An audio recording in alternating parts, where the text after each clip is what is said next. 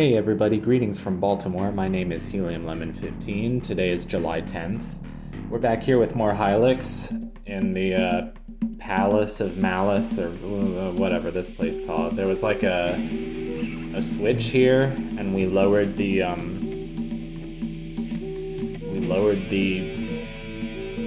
we created the bridge for we lowered the bridge. Never mind. Whatever. We basically made it so that the boat can get out of the harbor into the rest of the real world. These guys aren't too bad. These malign holograms. I still think that's a great name for an enemy. Malign hologram. It's a Sunday. I had a burrito for lunch. That was just good. You know, I haven't really been going out for food. I've been trying to, just cook stuff and heat up stuff. But actually going to a restaurant and getting a burrito is like a big thing for me. So I don't know. I feel like you have to go out to a restaurant at least once a week. Not even a fancy restaurant, just like a place to get food. And I should go outside a bit more. It's just, this city is just like there's nothing happening during the summer. It feels like a small town. Even though, it's a city, like I've heard of this city definitely, but like it feels like a small town in the summer because it doesn't have that energy here compared to where I'm from. But yeah, I should go outside and go on more walks. People keep telling me like, oh, it's not safe, you shouldn't go out walking that much, and I'm like, well, yeah, but it's also safer if you know where you're going and you don't go out late. Like, it's more about going out late than going out at 2 p.m. or whatever. So then I was like, oh, here we are, and we came back to Somnosa's house. Somsnosa. I'm still having difficulty with that name. And then I was like, oh, I just went the wrong way, so here we're fast traveling all the way back across this, I'm sorry. I need to keep up my energy. I need to, not keep up my energy, but, like, keep my brain awake. I don't know if it's because I got like literally 5 or 6 hours of sleep last night. I was up till like 2. And then I went to church this morning. But yeah, I was up till like 2. Don't ask. No, I wasn't doing anything questionable. I was just talking to somebody that I felt like talking to because I missed them a lot. And it was like my only chance of getting to talk to them. The smoke of evening wheel and memories rose like a fatal beast. Something.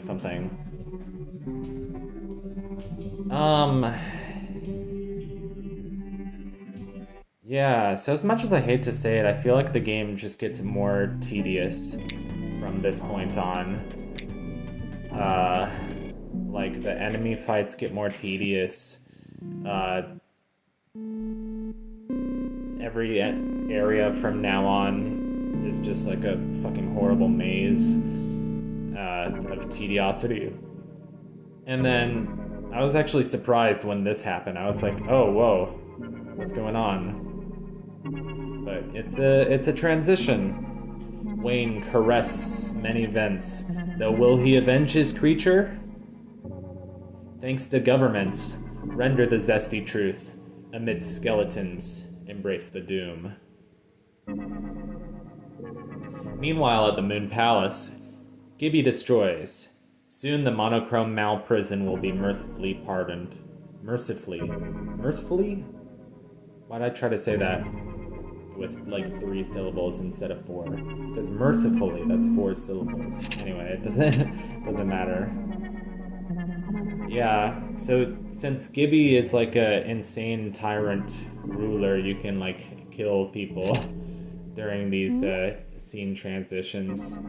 And these are so cool, like, it feels like a real RPG, like when you're like transitioning and then like suddenly you're playing as a new character for like 2 seconds. Or, like my favorite, either my favorite or my second favorite RPG of all time is probably Paper Mario, the original one on N64. It's like those scene transitions where you play as Princess Peach. Of course, I know not everything has to be compared to another game, but that's just kind of what I do. That's my tendency.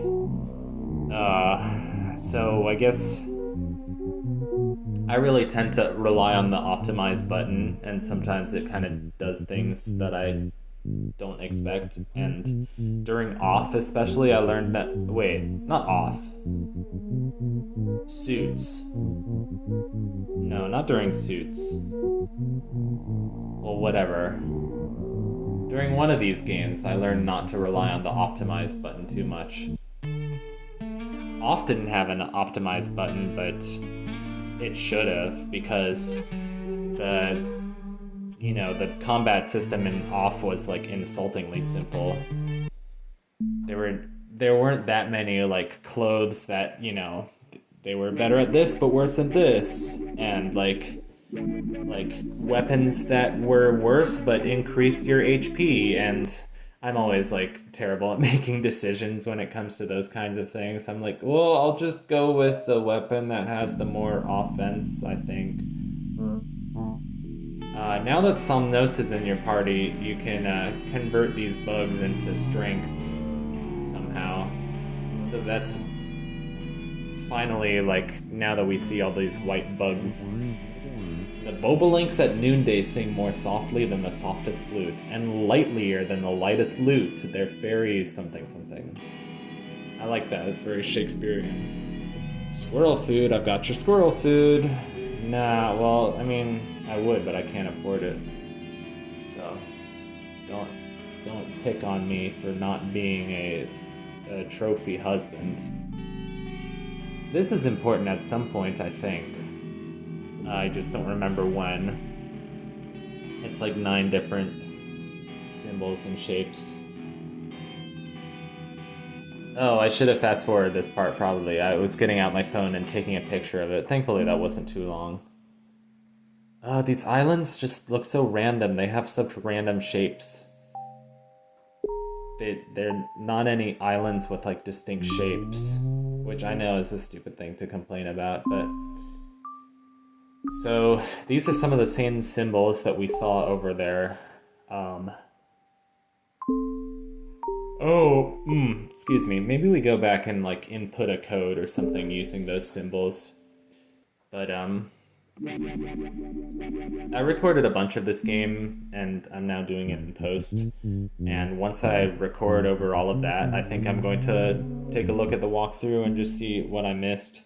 Yeah, I know, very professional OP here. I have to rely on somebody else's walkthrough, but I want to show things that I might have missed. I like this guy. This guy's face looks kind of like an axolotl.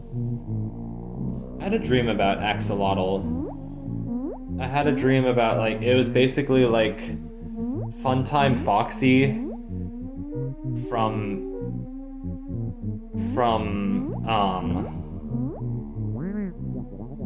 Five Nights at Freddy's sister location, but it was an axolotl animatronic instead, and I can't describe why. I don't know. I like Funtime Foxy for some reason, just the combination of white and pink just looks really nice. I don't know what happens if you keep pressing the button. I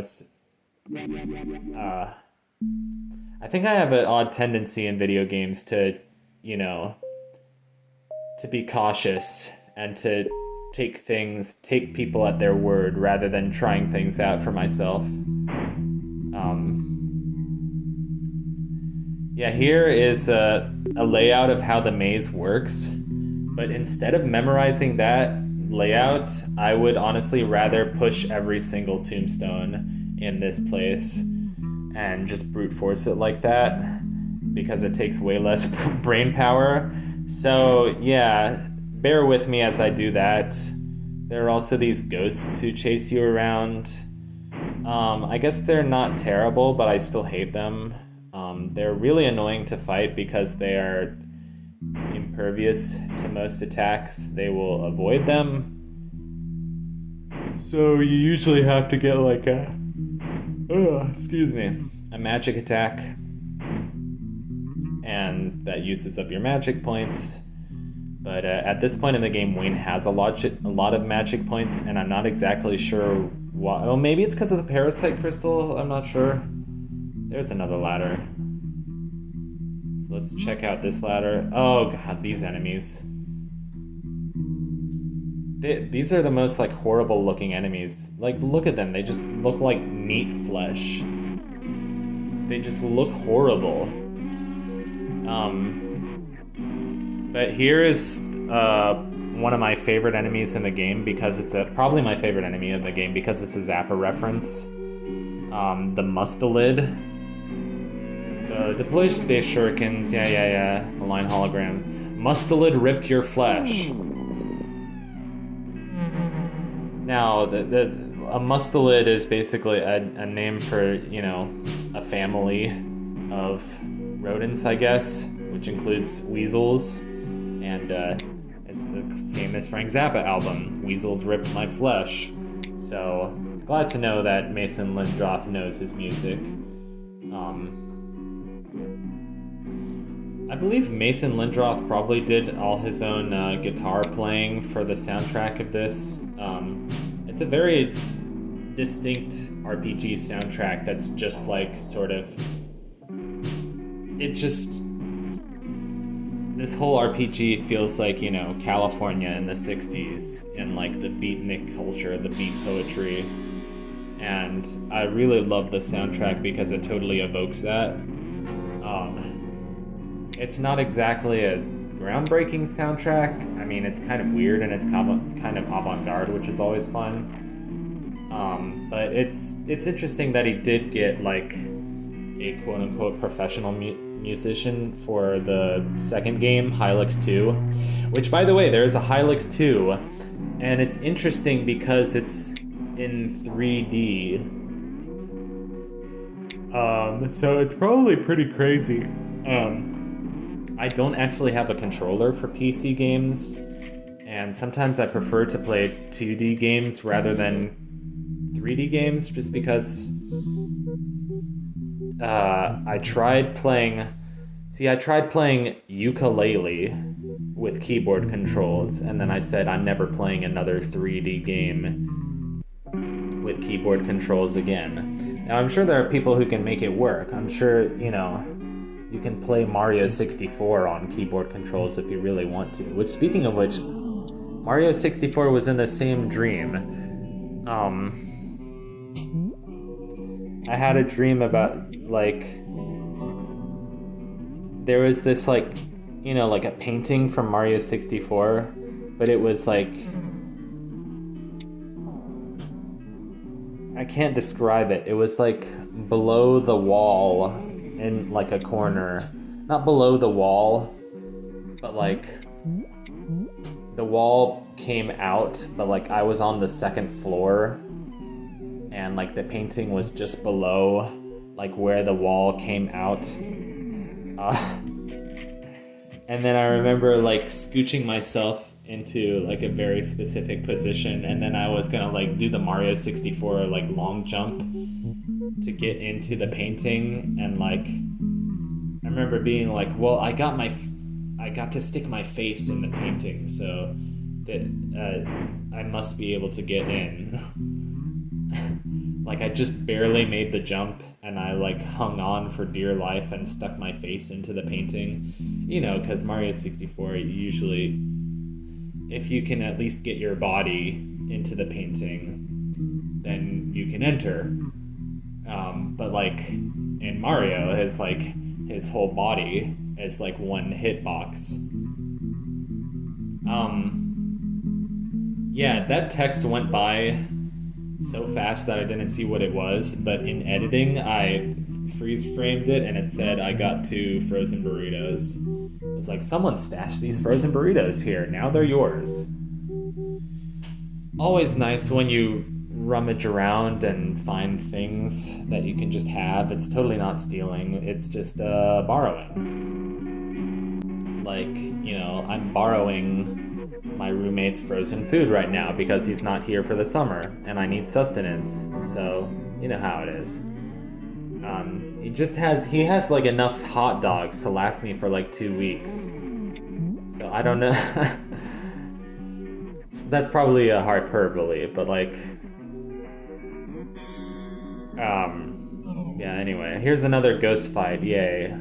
As you can see, I'm constantly refilling my magic points. I'm constantly curing blindness. I'm constantly using Mystic Meat to shield myself from blindness. He's taking damage from poison, and he's taking damage from space shurikens, but other than that, not a lot of our normal attacks are hitting. And he has a lot of HP, so he's not a very fun enemy in my honest opinion. Yeah, Frozen Burrito doesn't do much. Panorama did 9 damage. It's like, what good is that gonna do? Well, he's almost dead, as it turns out. I thought, might as well use a dynamite. Just use it. Like, come on. And as soon as this battle ends, this video is gonna end. So thank you very much for watching Hylics episode 5.